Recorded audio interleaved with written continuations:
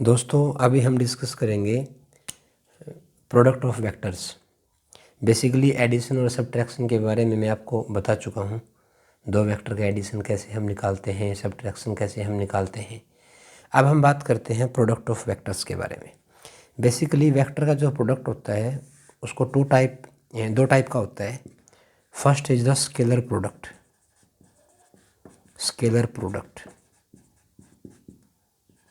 Second one is the vector product.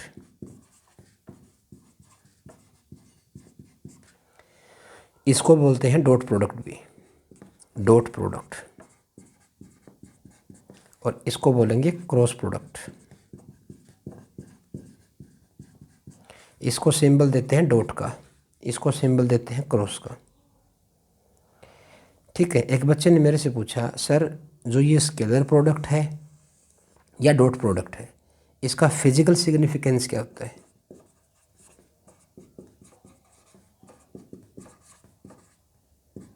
इसका जो physical significance होता है ना दोस्तों, किसका?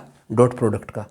तो मैं आपको बताना चाहूँगा, how much A quantity diverge और कन्वर्ज इन द स्पेस। कोई क्वांटिटी कितना डाइवर्ज या कन्वर्ज करती है वो ये बताता है। How much A quantity diverge और कन्वर्ज, कोई क्वांटिटी कितना डाइवर्ज करती है, कितना कन्वर्ज करती है, वो हमें ये डॉट प्रोडक्ट बताता है। अब बात आती है, सर वेक्टर प्रोडक्ट का फिजिकल सिग्निफिकेंस क्या होता है? तो क्रॉस का मतलब होता है rotation.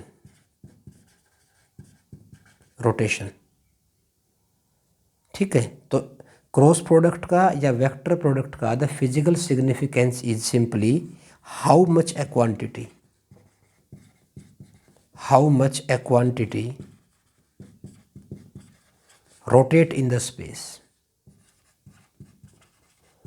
rotate in the region of space। कोई क्वांटिटी स्पेस में कितना रोटेट करती है, कितना घूमती है, वो तो बताएगा हमें क्रॉस प्रोडक्ट। और कोई क्वांटिटी कितना बिखरती है, कितना डाइवर्ज करती है या कितना कन्वर्ज करती है, वो हमें बताएगा स्केलर प्रोडक्ट। और एक सबसे खूबसूरती की बात मैं आपको बताना चाहता हूँ, दो वेक्टर का डॉट है ना, दो वेक्टर का डॉट हमेशा स्केलर बनेगा। दो वेक्टर का डॉट यानी कि एक वेक्टर ए ले लेता हूँ, एक वेक्टर बी ले लेता हूँ, मैंने दोनों का डॉट कर दिया तो वो किसके इक्वल आएगा? वो स्केलर क्वांटिटी के इक्वल आएगा। ध्यान रखना इस बात का। और दो वेक्टर का डॉट हमेशा क्या बनेगा? दो वेक्टर का डॉट हमेशा एक वेक्टर ही बनेगा। तो बच्चे बहुत ज़्यादा कंफ्यूज रहते हैं इस चीज़ को लेके। अब वो कैसे डॉट कैसे क्रॉस रहेगा, अभी बहुत ही अच्छे तरीके से मैं आपको बताने की कोशिश करूँगा। तो जितना मैंने लिखा आपको समझ में आया ना दोस्तों? ठीक है ना? तो अब मैं आपके सामने लेके आ रहा हूँ डॉट प्रोडक्ट ऑफ वेक्टर्स। दोस्तों जैसे कि मैंने आपको बताया, हम डिस्कस कर रहे हैं डॉट प्रोडक्ट या स्केलर प्रोडक्ट, या ये डॉट का सिंबल आपको पता है ही। अगर मैं इसको शुरू करूँ आपको बताने के लिए, मान लूँ मेरे पास दो वेक्टर हैं, एक वेक्टर ए है और एक वेक्टर मान लो बी है, और उनके बीच में थीटा एंगल है। Let's suppose we have two vector A and B and theta angle between them. Okay, अगर मुझे इन दोनों का डॉट आपको बताना पड़ जाए, ए डॉट बी, तो मैं क्या लिखूँगा? सिंपल फॉर्मूला होता है वेक्टर ए का मैग्नीट्यूड, वेक्टर बी मैग्नीट्यूड, और इन दोनों के बीच का जो एंगल है उसका कोस कंपोनेंट, ये आ जाएगा। Dot product of two vector is simply defined as the product of vector A magnitude, vector B magnitude and cos of angle between them. और ये वैल्यू कैसी आएगी? मैंने आपको बताया था स्केलर होती है। दो वेक्टर का डॉट हमेशा स्केलर आएगा। ठीक है, तो इसको लिखते हैं कैसे? तो इसको मैं लिखूँगा A dot B equal to A B cos theta. ये ए बी मैंने क्या ले लिए? ए और बी के कोरस्पॉन्डिंगली मैग्नीट्यूड्स हैं, और थीटा इनके बीच का ये एंगल है। ये होता है दो वेक्टर का डॉट प्रोडक्ट। ठीक है, आपको याद होना चाहिए, बहुत मेन होता है दोस्तों ये। ठीक है, अब एक बात बताऊं, अब इसमें है ना कुछ इंपॉर्टेंट पॉइंट आएंगे, आप प्रॉपर्टी भी बोल सकते हैं यहाँ पे, प्रॉपर्टीज। अगर मैं आपको है ना डॉट प्रोडक्ट की कुछ प्रॉपर्टीज़ बताना चाहूँ तो मैं बात करता हूँ कि ए डॉट बी यानी कि टू वेक्टर का डॉट हमेशा पॉजिटिव कब होगा। सोच के बताओ मुझे, आप अपनी स्क्रीन को पॉज करके सोच के देखो आप, डॉट प्रोडक्ट ए और बी का पॉजिटिव कब होगा। अब एक बात बताओ, ये एंगल पे डिपेंड करता है। दो वेक्टर का डॉट पॉजिटिव तब होगा कब, when cos theta equal to positive. और आपको पता है कोस थीटा पॉजिटिव कब होगा, जब थीटा क्या होगा, लेस देन 90 होगा, एक्यूट होगा। थीटा क्या होगा दोस्तों, एक्यूट होगा, यानी कि लेस देन 90 होगा। ये क्या रहेगा, ये पॉजिटिव रहेगा, क्योंकि कोस थीटा पॉजिटिव होता है। और अगर मैं ए डॉट बी की नेगेटिव की बात करता हूँ तो नेगेटिव कब होगा, नेगेटिव तब होगा जब कोस थीटा क्या होगा मेरा, नेगेटिव होगा, और थीटा क्या होगा मेरा, ग्रेटर देन 90 होगा, ऑब्ट्यूस एंगल होगा। तब मेरा डॉट क्या बनेगा दोस्तों, तब मेरा डॉट है वो नेगेटिव हो जाएगा। बिल्कुल सही बात है। तो बताओ दो वेक्टर का डॉट पॉजिटिव कब होगा, जब मेरा एंगल क्या होगा, एक्यूट एंगल होगा। और नेगेटिव कब होगा, जब मेरा एंगल ऑब्ट्यूस होगा। नेक्स्ट प्रॉपर्टी लेके आ रहा हूँ। हाँ जी दोस्तों, A dot B equal to A B cos theta, दो वेक्टर है, थीटा एंगल उनके बीच में है। उसके बाद थर्ड प्रॉपर्टी आती है कॉम्यूटेटिव को लेके। कॉम्यूटेटिव सर ये क्या होता है, तो मैं आपको बताना चाहता हूँ। या तो आप ए का डॉट कर दो बी के साथ, या तो आप ए डॉट बी कर दो, क्या बनेगा, A magnitude into B magnitude cos theta.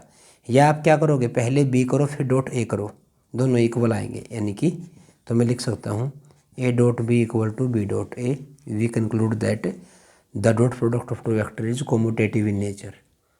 वो कॉम्यूटेटिव रहेगा, ए में बी का डॉट करो या बी में ए का, सेम आएगा। उसके बाद नेक्स्ट आती है डिस्ट्रीब्यूटिव प्रॉपर्टी। डिस्ट्रीब्यूटिव ये क्या होता है सर, मान लो मेरे पास थ्री वेक्टर हैं ए बी सी, मान लो मैंने ऐसे ले लिया ए डॉट बी प्लस सी। मान लो बी और सी तो ऐड में है, ए का डॉट कर दिया, तो मैं क्या लिखूंगा यहाँ पे, ये जो डॉट है ना ये इंडिविजुअली क्या कर जाएगा, डिस्ट्रीब्यूट हो जाएगा। कैसे, ए डॉट बी, बोलो दोस्तों, A dot B plus A dot C. तो इस प्रॉपर्टी को बोलते हैं कौन सी प्रॉपर्टी, डिस्ट्रीब्यूटिव प्रॉपर्टी। क्या आपको समझ में आया, बोलो दोस्तों। ठीक है, उसके बाद नेक्स्ट प्रॉपर्टी आती है मेरी फिफ्थ। मान लो अगर उनके बीच में मुझे एंगल निकालना पड़ जाए, ये ए और बी जो दो वेक्टर गिवन है, थीटा उनके बीच में एंगल है, अगर मुझे एंगल को ही कैलकुलेट करना पड़ जाए तो मैं क्या करूँगा। तो एक बात देखो, ये जो दो वेक्टर का डॉट लिखा हुआ है ना, तो यहाँ से कोस थीटा को अलग निकाल लेते हैं। तो अब मैं नेक्स्ट प्रॉपर्टी है मेरी एंगल निकालना, angle between the vector. Theta कैसे निकालोगे, तो बताओ दोस्तों, क्या करूँगा मैं, यहाँ से कोस थीटा निकाल लेता हूँ, जो किसके इक्वल आया, A dot B by A B. तो बताओ थीटा किसके इक्वल आ जाएगा, थीटा इक्वल टू आ जाएगा, यहाँ से अगर निकालूंगा कोस इनवर्स, क्या आ जाएगा दोस्तों, A dot B by A magnitude into B magnitude. ये मेरा उनके बीच में एंगल निकालने का फॉर्मूला आ गया। काफ़ी इंपॉर्टेंट है दोस्तों, ध्यान रखना इस बात को, ठीक है ना। क्योंकि पता है इसमें मैंने इसमें क्यों लिखा है कोस, ये क्योंकि देखो ए डॉट बी जो था, हालांकि लिखा भी हुआ है, इसको मैं ऐसे भी लिख सकता हूँ ए इंटू में बी कोस थीटा, और या फिर मैं इसको ऐसे भी लिख सकता हूँ बी इंटू में ए कोस थीटा। कोस थीटा मैं किसी के साथ भी यूज़ कर सकता हूँ, ध्यान रखना इस बात का आप, ठीक है। लेकिन अगर मैं कोस थीटा बी के साथ यूज़ करूँगा या ए के साथ यूज़ करूँगा तो यहाँ से एक नई चीज़ निकल के आती है, कॉम्पोनेंट या प्रोजेक्शन भी बोलते हैं इसको हम। तो अभी मैं वो लेके आ रहा हूँ प्रोजेक्शन में, ठीक है ना। वैसे जो ये बी कोस थीटा है ना, ये जो बी कोस थीटा है, मैं एक बार बता देता हूँ आपको। इस बी कोस थीटा को बोलते हैं, ज्योमेट्रिकली अगर मैं बात करूँ, इसको बोलते हैं projection of B. Projection of B किसके अलोंग, बताओ किसके अलोंग दोस्तों, ए के अलोंग, ऑन टू ए के अलोंग आ जाएगा प्रोजेक्शन ऑफ बी। और ए कोस थीटा को क्या बोलूँगा, ए कोस थीटा को प्रोजेक्शन ऑफ ए अलोंग लिख लो, ए ये आ जाएगा, बी सॉरी यहाँ पे बी आ जाएगा। तो ये हमें पता होना ज़रूरी है। कोस थीटा यानी कि किसी भी वेक्टर के कंपोनेंट में आपको बता चुका हूँ, अलोंग द एक्सिस कोस आता है, परपेंडिकुलर टू इट साइन आता है। अभी देखते हैं थोड़ा सा इसको और ज्योमेट्रिकली आपको बताने की कोशिश करूँगा मैं। देखो दोस्तों, we have two vector A and B and theta angle between them. हमें निकालना है component of B along A मुझे निकालना है, यानी कि बी वेक्टर का कंपोनेंट लेके आऊँगा मैं ए वेक्टर के पैरेलल। तो ये जो डायग्राम है ना, इसको थोड़ा सा मैं अगर अच्छे से बना के आपको दिखाना चाहूँ, मान लो ये मेरा वेक्टर ए है, बात को समझने की कोशिश करना दोस्तों, और ये मान लो कोई वेक्टर मेरा बी है और इनके बीच में थीटा एंगल है। तो मैंने पता है क्या किया, मैंने इसके कंपोनेंट ले लिए दो, ऐसे मैंने एक प्रोजेक्शन डिवाइड इसको ड्रॉ कर दिया। अब बताओ बी ने थीटा एंगल किसके साथ बनाया है, ए के साथ, और मैंने आपको बताया था जिसके साथ एंगल बनता है उसके अलोंग हमेशा कोस कंपोनेंट आएगा। इसका मतलब ये जो है ना, इधर बी का क्या आ जाएगा, बी कोस थीटा आ जाएगा, और इसी को बोलते हैं कंपोनेंट ऑफ बी अलोंग ए, क्योंकि बी का इधर कोस आ गया जो ए के अलोंग। इसका मतलब बी कोस थीटा जो आया वो क्या आया, उसको बोलते हैं कंपोनेंट ऑफ बी अलोंग ए। बहुत अच्छी बात है, बहुत बढ़िया है। अच्छा, ए डॉट बी का फॉर्मूला किसके बराबर आया हुआ है, ये तो मैं आपको बता चुका हूँ, ए बी कोस थीटा के बराबर आया हुआ है। तो क्यों ना मैं यहाँ से कोस थीटा निकाल लूँ। तो अगर मैं कोस थीटा निकालूंगा तो बताओ वैल्यू क्या आ जाएगी मेरी, A dot B divide by में ए बी। तो दोस्तों इसकी जगह मैं क्या लिख दूंगा, यहाँ ध्यान से सुना, बी, बताओ कोस थीटा की जगह मैं क्या वैल्यू पुट करूँ, मैं पुट करूँगा A dot B divide by A B. B से बी कैंसिल हो जाएगा, तो ये कौन है, ये है component of B along A. तो यहाँ लिख देता हूँ वैल्यू क्या बन गई बताओ, A dot B divide by A. तो इसको मैं क्या लिखना चाहूँ दोस्तों, बताओ क्या बनेगा, ये बन जाएगा अब ए वेक्टर बाय मैग्नीट्यूड। तो इसको मैं क्या लिख सकता हूँ, यहाँ लिख रहा हूँ मैं बी कोस थीटा जो कंपोनेंट है वो किसके बराबर आ गया। अब बताओ सिंपल वेक्टर बाय मैग्नीट्यूड क्या होता है, यूनिट वेक्टर, डॉट में बी वेक्टर, यह आ जाएगा। इसको बोलते हैं, देखो सिंपल सी बात है, जिस वेक्टर का जिसके अलोंग कंपोनेंट लेके आना है ना, उसका तो ले लो यूनिट वेक्टर, और जिस वेक्टर को लेके आ रहे हैं उसको सिंपल वेक्टर में इनको डॉट कर देंगे।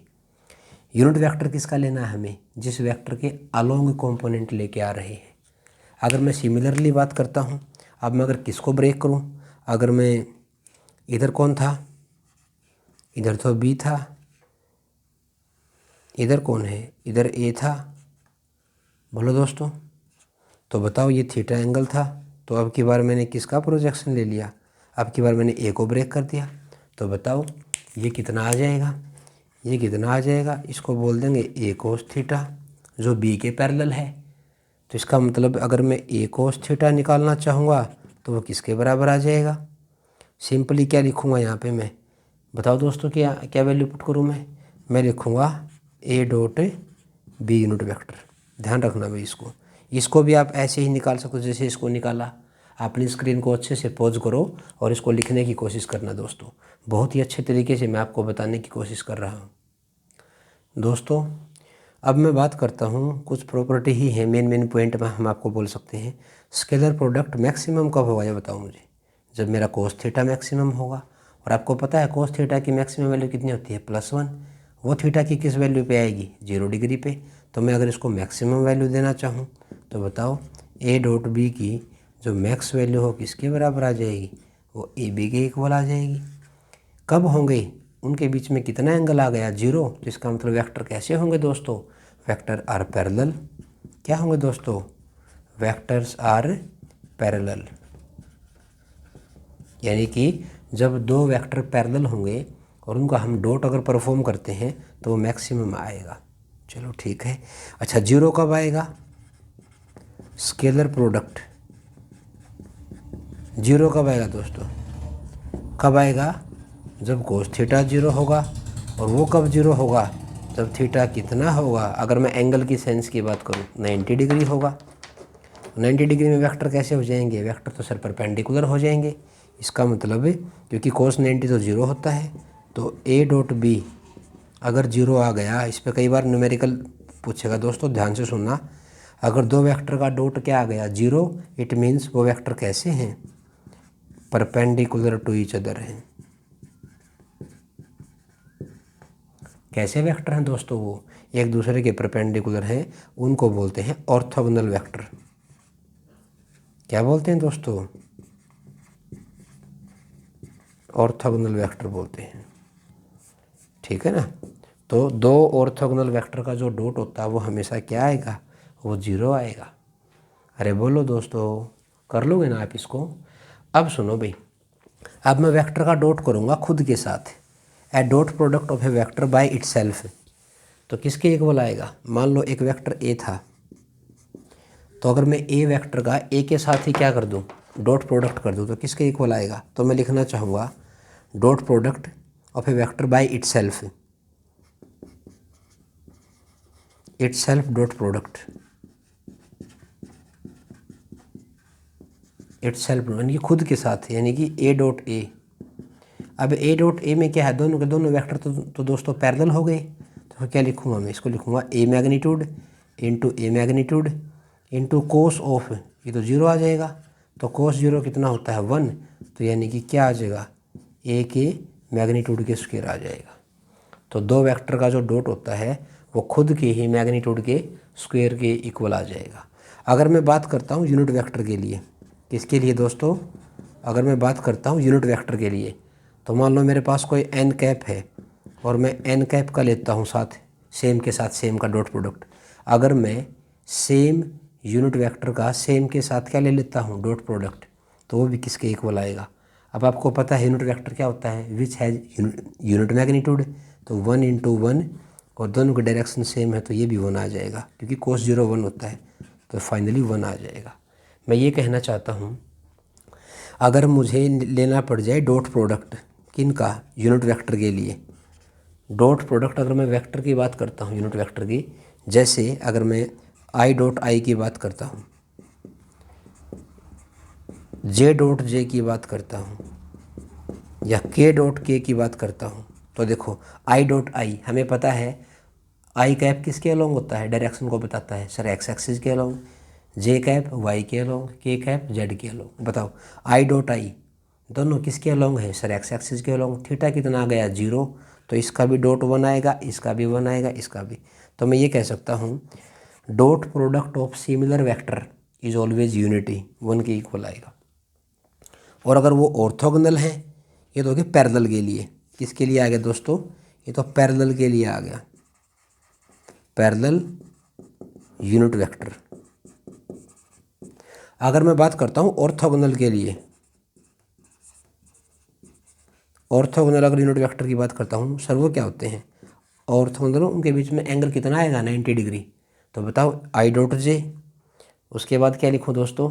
जे डॉट के या के डॉट आई। बताओ ये सारे के सारे जिनके बीच में एंगल कितना है? 90। और हमें पता है डॉट में तो सर कोस कॉम्पोनेंट आता है, और कोस 90 क्या होता है? 0। तो इसका मतलब ऑर्थोगोनल यूनिट वेक्टर के बीच का डॉट कितना होता है? 0। एंड जो पैरेलल यूनिट वेक्टर होते हैं उनका डॉट किसके इक्वल होता है? सर वो तो हमारा 1 आ जाएगा। अभी मैंने आपको एक बात बताई है, यूनिट पैरेलल यूनिट वेक्टर का डॉट हमेशा 1 रहेगा, सेम वालों का तो 1 रहेगा डॉट, और परपेंडिकुलर वालों का क्या हो जाएगा? 0 हो जाएगा। मान लो एक वेक्टर ए है मेरे पास, एक वेक्टर बी है, इनका डॉट कर दिया मैंने। और ए अगर मैं 3D वेक्टर की बात करता हूँ तो मैंने ले लिया ए एक्स आई कैप, ए वाई जे कैप, ए जेड के कैप, इसका डॉट कर दिया मैंने बी के साथ। एंड बी बी क्या है? बी एक्स आई कैप, बी वाई जे कैप, बी जेड के कैप। अब इनका डॉट करोगे ना आप, तो एक कॉमन सी बात देखो आप, इसका डॉट इसके साथ भी होगा, इसके साथ भी होगा, और इसके साथ भी होगा। सिमिलरली ए वाई वाले का इसके साथ भी होगा, इसके साथ भी होगा, इसके साथ भी होगा, एंड ऐसे ही इसका होगा। ठीक है ना। वैसे तो कितने टर्म आनी चाहिए, वैसे तो टर्म इसमें 9 आनी चाहिए, लेकिन आएंगे हमारे पास 3। सर 3 कैसे आएंगी? तो इधर देखो ए एक्स का इसके साथ डॉट करो आप, तो आई डॉट आई क्या हुआ? देखो सेम का सेम के साथ डॉट क्या होता है? 1। तो इसका मतलब क्या बच जाएगा? ए एक्स बी एक्स। अब आई का करो जे के साथ, आई और जे क्या बन गए? Orthogonal unit vector. डॉट क्या होता है? सर 0। आई का के साथ भी क्या हो जाएगा? 0। तो इसका मतलब आई कैप का केवल आई कैप वाले के साथ ही आया, प्लस अब ऐसे इसका देखो जे कैप का आई कैप के साथ ऑर्थोगोनल है, 0 हो जाएगा। जे कैप पैरेलल हो गई, तो ये आ जाएगा ए वाई बी वाई। ऐसे ही सिमिलरली कितना आ जाएगा? ए जेड बी जेड। आप निकाल भी सकते हो, सोल्व कर सकते हो इसको। अब एक बात बताओ, ये 2 वेक्टर का डॉट था, तो देखो इसमें कहीं कोई वेक्टर नहीं आया, इसका मतलब ये कैसी क्वांटिटी आ गई? कैसी क्वांटिटी आ गई दोस्तों? ये तो स्केलर आ गई। ये मैंने आपको शुरू में बता दिया था, 2 वेक्टर का डॉट हमेशा कैसी क्वांटिटी आता है? स्केलर आता है। अगर मैं कुछ एग्जांपल आपको बताऊं ना, जैसे मान लो वर्क डन की बात करता हूं मैं। वर्क क्या होता है दोस्तों? वर्क होता है फोर्स डॉट डिस्प्लेसमेंट। इसको लिखते हैं F magnitude S magnitude angle between them, है ना। वर्क डन भी क्या होता है? 3 तरह का होता है, पॉजिटिव भी होता है, नेगेटिव भी होता है, 0 होता है। पॉजिटिव कब होगा? जब ये एंगल एक्यूट होगा। नेगेटिव कब होगा? जब ये एंगल ऑब्ट्यूस होगा। और 0 कब होगा? जब ये एंगल परपेंडिकुलर मतलब 90 डिग्री होगा। तो वर्क डन कैसी क्वांटिटी होती है? स्केलर क्वांटिटी होती है सर। अरे बोलो दोस्तों, ठीक है ना, क्योंकि फोर्स एक वेक्टर क्वांटिटी है, डिस्प्लेसमेंट भी वेक्टर क्वांटिटी है, दोनों का डॉट करेंगे तो वो हमेशा स्केलर क्वांटिटी को रिप्रेजेंट करेगा। अच्छा, पावर की बात करते हैं। पावर वैसे तो क्या होता है? रेट ऑफ डूइंग वर्क, लेकिन जब इसको वेक्टर फॉर्म में बताया जाता है तो ये बनता है एफ डॉट वी। तो ये फोर्स और ये वेलोसिटी, तो इसको लिखूंगा F magnitude V magnitude cos theta between them. ये भी कैसी क्वांटिटी है? ये भी एक स्केलर क्वांटिटी है दोस्तों। अब मैं 1-2 एग्जाम्पल आपके सामने लेके आता हूँ, तो ध्यान से सुनिएगा और उसको बताने की भी कोशिश करना आप। अगर मैं आपको बताऊं कि स्केलर प्रोडक्ट का यूज़ क्या होता है, भाई कहाँ यूज़ करते हैं हम स्केलर प्रोडक्ट को, तो यूज़ एक तो सबसे मेन यूज़ होता है इसका एंगल निकालने का, कि 2 वेक्टर के बीच में हमें एंगल को फाइंड आउट करना होता है। और जो सेकंड क्या है कि मान लो परपेंडिकुलर वेक्टर दे रखे हैं, परपेंडिकुलर वेक्टर दे दिए, यानी कि उनका डॉट हमें 0 पुट करना पड़ेगा। आप 0 पुट करोगे तो इसका मतलब किसी भी एक अननोन वेरिएबल को हमें निकालना पड़ जाएगा। किसी भी, जैसे मान लो एक छोटा सा मैं लेके चलता हूँ एग्जांपल, एक वेक्टर पी ले लेता हूँ, मान लो A I cap A J cap plus 3 K cap, ठीक है। और एक वेक्टर क्यू है दोस्तों यहाँ पे, यानी कि ए I cap minus 2 J cap minus के कैप। अब इनका मुझे इन्होंने बोल दिया कि दोनों परपेंडिकुलर टू ईच अदर हैं, गिवन है दोस्तों, ये परपेंडिकुलर टू ईच अदर है। तो बताओ ए की वैल्यू बताओ, फाइंड वैल्यू ऑफ ए। तो मुझे ए की वैल्यू बतानी, तो मुझे अब इन्होंने क्या बोल दिया? परपेंडिकुलर बोल दिया ना खुद से, तो इनका मुझे डॉट क्या करना, पुट करना पड़ेगा, तो 0 पुट करना पड़ेगा। तो बताओ दोस्तों, अगर डॉट 0 हो गया तो क्या लिखूँ इसको मैं? अब इन दोनों का जब डॉट करोगे ना आप, मैंने बताया था इसका इसके साथ भी होगा, इसका इसके साथ भी होगा, इसका इसके साथ भी होगा, ठीक है। ऐसे ही इसका तो सिर्फ वो बचेंगे जो सेम है, क्योंकि सेम का डॉट खुद के साथ 1 होता है। तो ये कितना आ जाएगा दोस्तों? ये तो ए स्क्वायर आ जाएगा, ठीक है। ये कितना आ जाएगा? -2a आ जाएगा, ये -3 आ जाएगा, और डॉट प्रोडक्ट को मैं क्या पुट कर दूंगा दोस्तों? ये तो 0 आ जाएगा। तो जब इसको मैं इसके फैक्टर, अब ये तो क्या बन गई है? ये तो एक 10th क्लास की क्वाड्रेटिक की इक्वेशन आ गई। तो ए स्क्वायर क्या लिखूँ दोस्तों? -3a plus a minus 3 equal to 0, a into a minus 3 plus 1 into a minus 3 equal to 0। तो a plus 1 and a minus 3 equal to 0। तो a की 2 वैल्यू आ जाएंगी, एक -1 और एक 3, ठीक है ना। तो इसने a की वैल्यू को फाइंड आउट, मतलब a की वैल्यू को पूछ लिया उसने। अगर नेक्स्ट मैं बताता हूँ कंपोनेंट एक वेक्टर का दूसरे के अलोंग, जैसे मान लो अगर मैं एग्जाम्पल की ही बात कर रहा हूँ, अगर मैं कंपोनेंट की बात करता हूँ, component of 3i cap plus 4j cap किसके अलोंग लेना पड़ जाए। मान लो मैंने ले लिया आई कैप प्लस जे कैप, इसके अलोंग बताओ भाई, इसका कंपोनेंट इसके अलोंग है। तो मैंने बताया था ये मान लो ए है, ये मान लो बी है, तो मुझे ए का कंपोनेंट बी के अलोंग बताना है। तो ए कोस थीटा आया था, बोलो दोस्तों, और उसकी वैल्यू क्या आई थी, उसकी वैल्यू आई थी ए वेक्टर बी यूनिट वेक्टर, क्योंकि जिसके अलोंग लेके आना होता है ना उसका हमें लिखना होता है unit vector, that is equal to A dot B vector divide by B का मैग्नीट्यूड। तो बताओ भाई क्या वैल्यू लिखें। ए वेक्टर कितना है, ये रहा, कितना 3 आई कैप प्लस 4 जे कैप, डॉट किसके साथ, आई कैप प्लस जे कैप, और डिवाइड में क्या लिख दूंगा, √2 आ जाएगा, क्योंकि इसका जब मैं निकालूंगा मैग्नीट्यूड तो √2 आ जाएगा। तो इनका आप डॉट करो, मैंने बताया था आपको सेम का सेम के साथ डॉट कितना होगा 3 + 4 डिवाइड बाई 2 यानी कि 7/√2 आ जाएगा दोस्तों। ठीक है ना, अपनी स्क्रीन को पॉज करके इसको अच्छे से लिखो।